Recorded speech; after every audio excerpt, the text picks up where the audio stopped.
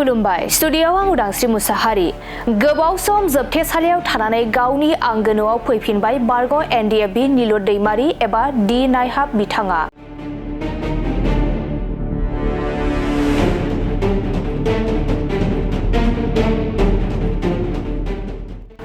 सनितपुर जिल्लानि सिङाव थानाय बाटासीपुर ओनसोलनि 2 नं हिरिम्बापुर गामिनि नीलद दैमारी एबा डी नायहाब बिथाङा जोबथेसालिनिफ्राय उदां जाबाय।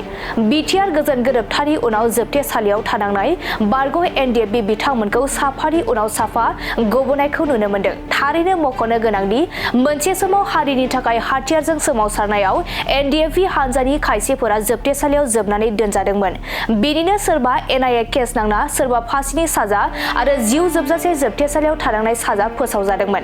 नाथाय थांनाय 2020 मायथाइनि 27 जानुवारियाव जालांनाय बिटिआर गोजोन गोरोबथानि गेजेरजों बिथांमोनखौ साफा साफा उदां अख्राङाव फैफिननायखौ नुनो मोन्दों। बेबायदिनो बिथांमोननिनो गेजेराव सनितपुर जिल्लानि सिङाव थानाय बाटासीपुर ओनसोलनि 2 नं हिरिम्बापुर गामिनि नीलद दैमारी एबा डी नायहाब बिथाङाबो फासिनि साजा फोसावजादोंमोन। बिथाङा मैया एबा 7 फेब्रुवारि खालारखालि बिश्वनाथ जिल्लानि जोबथेसालिनिफ्राय उदां जानानै गावनि आंगो नखराव फैफिननो हाबाय।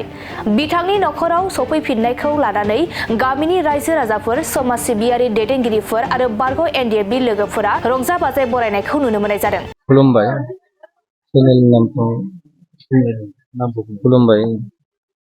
गिबियाव आंनो जोंनिनो गासै एनडीएफबीनि माखासे लिडार आरो केडार आरो जोंनि गासै बर' रायजो राजाफोरनिसिम आंनि अननाय आरो खुलुमनायखौ जासिहरनाय थाबाय।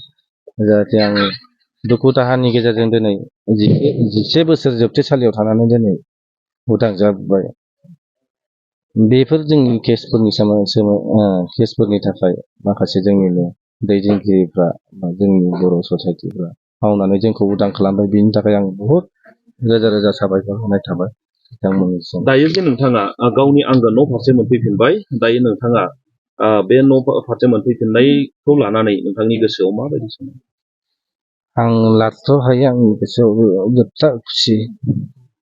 मानोना आं आंनि गावनि जोनोमगिरि बिमा बिफाखौ आं दिनै नुफैबाय 5 बोसोरनि उनाव।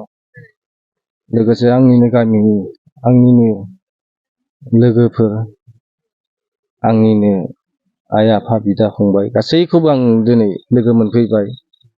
आरो इयुनाव आङो रायजो राजानि जोबथा मोजां खामानि मावलांगोन होननानै आं बयजोंबो गोरोबनानै खामानि मावलांगोन होननानै आंनिफ्राय आं मिजिं थायो। नोंथाङा जे जोबथेसालियाव गोबाव सम थानो गोनां जाबाय, दा बे माबायदि दुखु खस्थ'आ जों बर' हारिनि थाखाय जोङो जेब्ला ओंखारदोंमोन अब्लानिफ्रायबो जों दुखु खस्थ'खौ जोङो लानांखादों।